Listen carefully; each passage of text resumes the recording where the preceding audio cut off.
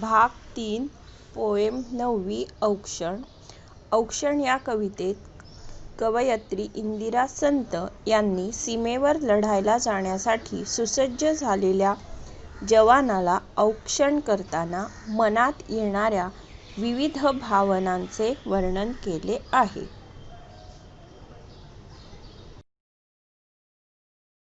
नाही मुठीमध्ये द्रव्य, नाही शिरेमध्ये रक्त, काय करावे कळेना नाही कष्टाचे सामर्थ्य.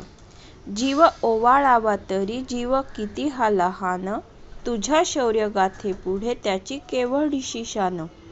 वर घोंगावे बंबारा पुढे कल्लोळ धुराचे, धडधडत्या तोफातून तुझे पाऊल जिद्दीचे. तुझी विजयाची दौड डोळे भरून पहावी, डोळ्यातील आसवांची ज्योत ज्योत पाजळावी. अशा असंख्य ज्योतींची तुझ्या मागून राखण, दीनदुबळ्यांचे असे तुला एकच औक्षण. आपण कवितेचे एक्सप्लेनेशन पाहू. औक्षण. औक्षण म्हणजे निरांजनाच्या दिव्याने आरती ओवाळून शुभचिंतन करणे. औक्षण यानी कि क्या कि निरांजन से दिए से आरती उतारी जाती है और बेस्ट विशेष दिए जाते हैं. द्रव्य यानी कि पैसा, शिरा म्हणजे नसा, सामर्थ्य म्हणजे बळ. तो कवि क्या कह रही है? देशाच्या रक्षणासाठी सीमेवर अहोरात्र आपले जवान शत्रूशी दोन हात करत असतात. आपल्या भारत मातेचे रक्षण करतात. त्यामुळेच आपण सर्व आनंदाने सुखाने जगत असतो. सण उत्सव साजरे करत असतो. आपणास त्यांचा नेहमीच अभिमान वाटत असतो. त्याचप्रमाणे कवयित्री इंदिरा संत या सुद्धा जवानांवर खूप प्रेम करतात. जवानांप्रती त्यांच्या मनात प्रेम, जिव्हाळा, आदर आहे. घरातून सीमेवर लढण्यासाठी जायला निघालेल्या जवानाला त्या ओवाळतात. त्याला ओवाळणी करत असताना कवयित्रीच्या मनात विविध भावना निर्माण होतात. त्या म्हणतात, मी ओवाळणी करत आहे, पण माझ्याकडे संपत्ती, पैसे नाहीत. मी श्रीमंत नाही. माझ्या शरीरात लढण्यासाठी शिरेमध्ये सळसळणारे रक्तही नाही. त्यामुळे ओवाळणी कशा प्रकारे करावी हे कवयित्रीला कळेनासे झाले आहे. तो कवयित्री इंदिरा संत क्या कह रही है कि जो सीमा पर यानी कि बॉर्डर पर जो जवान जाते हैं उनकी वह आरती उतार रही है और उनके मन में एक ही विचार आ रहा है कि मेरे पास इन जवानों के जैसा मेरा जो खून है उसमें इतना सामर्थ्य नहीं है, मेरे पास पैसा नहीं है और श्रीमंती भी नहीं है, तो मैं क्या करूं, मैं इनकी जो आरती है वह कैसे उतारूं, यही ख्याल कवयित्री के मन में आ रहा है.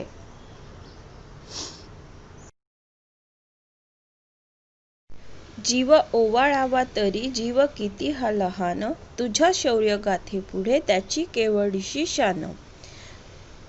शौर्यगाथा, पराक्रमाची कथा, शान, लौकिक इज्जत. तो अभी कवयित्री क्या कह रही है? कवयित्रीला जवानांबद्दल यानी कि सैनिकों के प्रति बड़ा ही आदर है, प्रेम है, जिव्हाळा आहे. त्यांचे औक्षण करत असताना कवयित्री म्हणतात, या जवानांचे कार्य इतके मोठे आहे की माझा जीव जरी ओवाळून टाकला तरी तो जवानांच्या शौर्यगाथेपुढे, त्यांच्या पराक्रमापुढे, त्यांच्या धैर्य आणि कर्तव्यापुढे लहान आहे. तिचे आयुष्य त्यांच्या शौर्यापुढे अगदी कवडीमोल आहे. त्या जवानाची शौर्यगाथा इतकी महान आहे की त्या शौर्यापुढे आपल्या सामान्य जीवाची काय शान असणार असे कवयित्रीला वाटते। तो अभी कवयित्री के मन में क्या विचार आ रहा है कि मैं इस जवानों का औक्षण कर रही हूँ, लेकिन इनका जो कार्य है, इन सैनिकों का जो कार्य है वह बहुत ही बड़ा है। उनका जो शौर्य है, धैर्य है, वो बहुत ही बड़ा है। उसके आगे मेरी यानी कि हम जो सामान्य नागरिक है उनका जो उनकी जो जान है तो उसकी शान कैसे आएगी, यानी कि जो जवान हमारे लिए कार्य करते हैं वह बहुत ही महान कार्य है। वह सीमा पर जाकर लड़ते हैं, उनकी वजह से हम शांति से देश में रहते हैं। इसलिए कवि क्या कह रही है कि इनका जो शौर्य है वह बहुत ही बड़ा है। उनके आगे सब जो हमारी शान है वह बहुत ही छोटी है। वर घोंगावे बंबारा पुढे कल्लोळ धुराचे, धडधडत्या तोफातून तुझे पाऊल जिद्दीचे। घोंगावे यानी कि प्रचंड आवाज, बंबारा बॉम्बस्फोट, गोळीबार, कल्लोळ धुरांचे लोट, धडधडत्या यानी की धडधडणाऱ्या किंवा आग ओकणाऱ्या, जिद्द म्हणजे हिम्मत, धाडस, दौड़ आगेकूच। तो कवयित्री अभी क्या कह रही है कि जो सैनिक है सीमा पर शत्रु से दो हात करते हैं, वह लढते हैं। सैनिक सीमेवर शत्रूशी लढत असतात त्यावेळची परिस्थिती अतिशय भयानक असते, हृदयाला हेलावून टाकणारी असते। युद्धभूमीवरील शत्रू आक्रमण करत असतो, त्याचा परतवार करत असताना अनेक सैनिक घायाळ होतात, तोफांचा आवाज होत असतो, बंदुकीतून सुटणाऱ्या असंख्य गोळ्या अनेकांची छाताडे उडवत असतात, धुरांचा लोळ उठत असतो। कवयित्री म्हणतात हे सारे चालू असताना आपले जवान मागे हटत नाही, तर 2 पावले नेहमी पुढेच टाकत असतो, न घाबरता न डगमगता शत्रूशी 2 हात करून जिद्दीने लढत असतो। तो अभी कवयित्री क्या कह रही है कि जो सीमा के ऊपर जो जवान है वो शत्रु से लड़ते हुए क्या करते हैं कि आगे आगे ही बढ़ते रहते हैं। उन्हें क्या करना होता है कि विजय प्राप्त करनी होती है, इसलिए वे आगे ही बढ़ते हैं। और इसमें लाखों जो सैनिक है, लाखों हजारों सैनिक वो घायल होते हैं, उनको गोली लगती है, फिर भी वह उनका जो ध्येय है, उनका जो उद्दिष्ट है क्या है कि विजय प्राप्त करना, इसलिए वो बहुत ही जिद्दी के साथ आगे बढ़ते हैं।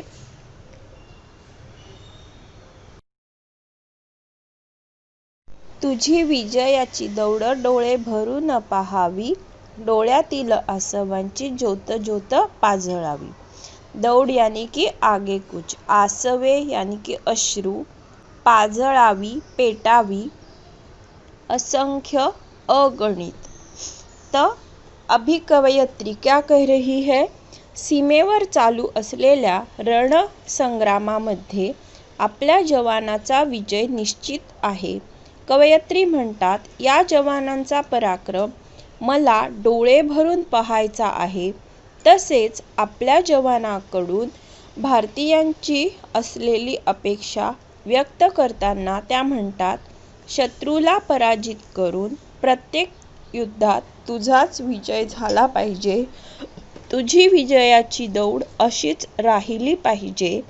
तुझ्या विजयाने माझ्या डोळ्यांमध्ये आनंदाश्रू दाटून येतील, ज्याप्रमाणे दिव्याची ज्योत नेहमी तेवत असते, तशीच माझ्या डोळ्यातील अश्रूंची ज्योत नेहमीच पाजळत राहिली पाहिजे। तो कवयित्री क्या कह रही है कि वह क्या देखना चाहती है, हमारे जो जवान हैं, हमारे जो सैनिक हैं, उनको रण संग्राम में यानी कि युद्ध में क्या मिले, हमेशा ही विजय ही मिले, उनकी विजय हमेशा ही हो, ऐसी वह प्रार्थना कर रही है। और हमेशा यह सब सुनते हुए उनके जो आंसू है वह भर आते हैं कि जब वह देखती है कि हमारे जो जवान हैं उन्होंने विजय प्राप्त की है, तो यह सब देखकर उनके आँखों में आंसू आ जाते हैं। तो जिस तरह दिए की ज्योत तेवत यानी कि वो जलती रहती है, उसी तरह माझ्या डोळ्यातील अश्रूंची ज्योत नेहमीच पाजळत असली पाहिजे, यानी कि मैं हमेशा आपकी विजय ही देखूं, ऐसा कवयित्री कह रही है। अशा असंख्य ज्योतीची तुझ्या मागून राखण, दीन दुबळ्यांचे असे तुला एकच औक्षण। असंख्य अगणित राखण रक्षण दीन दुबळे गरीब। कवयित्री सीमेवर लढण्यासाठी जाणाऱ्या जवानाला म्हणतात की सर्वसामान्यांच्या असंख्य ज्योती तुझ्या रक्षणासाठी सदैव तुझ्याच पाठीशी आहेत, म्हणजेच असंख्य लोकांचा आशीर्वाद तुझ्या पाठीशी आहे। आम्ही सर्व दीनदुबळे आहोत, आमच्यामध्ये तुझ्यासारखे सामर्थ्य नाही, रक्तामध्ये ती उमेद नाही, तुझ्याकडे हे सर्व आहे। तुझ्यामध्ये आणखी ऊर्जा निर्माण होण्यासाठी आशीर्वाद स्वरूपात तुझे औक्षण आम्ही सर्व भारतीय करीत आहोत। तो कवयित्री क्या कहती है कि आपके लिए हमारे जो लाखों हजारों जवान सीमा पर हमारी रक्षा करते हैं, तो उनको जाते समय हम क्या आशीर्वाद देते हैं कि उनका औक्षण करते हैं, हमेशा उन्हें विजय श्री ही प्राप्त हो और हमारी वह रक्षा करते रहे।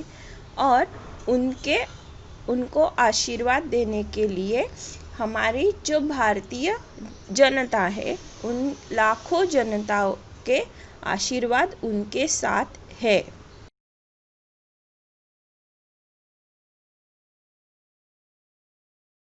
खालील प्रश्नांची प्रत्येकी एका वाक्यात उत्तरे लिहा। प्रश्न पहिला, कष्टाचे सामर्थ्य अपुरे केव्हा वाटते? उत्तर, जेव्हा मुठीमध्ये द्रव्य नसते, तसेच जेव्हा शिरेमध्ये रक्त नसते, तेव्हा कष्टाचे सामर्थ्य अपुरे वाटते। प्रश्न दुसरा, सैनिकाचे पाऊल जिद्दीचे का वाटते?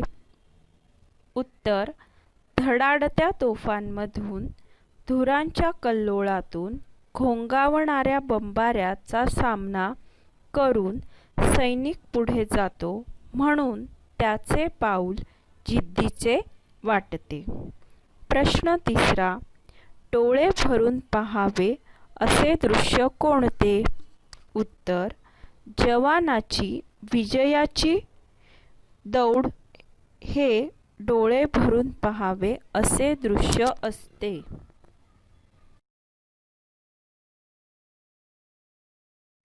प्रश्न दुसरा, योग्य पर्याय निवडा। सैनिकांचे औक्षण कसे केले जाते? उत्तर, सैनिकांचे औक्षण डोळ्यातील आसवांच्या ज्योतींनी केले जाते। 2. कवितेतील दीनदुबळे म्हणजे? उत्तर, कवितेतील दीनदुबळे म्हणजे सैनिकांच्या कार्याचा अभिमान बाळगणारे देशवासीय। प्रश्न तिसरा, काव्य सौंदर्य, अशा असंख्य ज्योतींची तुझ्या मागून राखण, दीनदुबळ्यांचे असे तुला एकच औक्षण। या ओळींचा अर्थ तुम्ही लिहिणार आहात। प्रश्न दुसरा, सीमेवर सैनिक तैनात असतो म्हणून आपण सुरक्षित राहतो या विधानातील भाव स्पष्ट करा. देशाच्या सीमेचे रक्षण करणारा सैनिक नेहमीच देशासाठी भूषणास्पद असतो. त्याच्या देशरक्षणाच्या कर्तव्यामुळेच देशातील नागरिक सुखाची झोप घेऊ शकतात. अन्यथा परकीय आक्रमण, लढाई या संकटांमुळे आपली सुरक्षितता धोक्यात आली असती. ऊन, पाऊस, थंडी, वारा याला सामोरे जाऊन देश रक्षण हेच त्यांचे ध्येय असते. जीवावर उदार होऊन ते सीमेवर न डगमगता उभे असतात. त्यांचे कुटुंब, मुले-बाळे यांना ते महिनोन्महिने भेटतही नाही. देशरक्षणाच्या कर्तव्यासाठी आप्तस्वकीयांनाही त्यांना भेटता येत नाही. देशरक्षणाच्या कर्तव्यासाठी खाजगी आयुष्याचा, सुखांचा संपूर्ण त्याग करून केवळ सीमेवर हे जवान देशरक्षणासाठी सज्ज असतात. प्रश्न दुसरा. कवितेच्या संदर्भात दीनदुबळे याचा कवयित्रीला अभिप्रेत असलेला अर्थ स्पष्ट करा. उत्तर. औक्षण या कवितेत दीनदुबळे याचा मार्मिक अर्थ कवयित्री इंदिरा संत यांनी सांगितला आहे. आम्हा भारतीयांचे आपल्या भारत देशावर अत्यंत प्रेम आहे. आम्ही भारतीयांचे आपल्या भारत देशावर आमच्यापैकी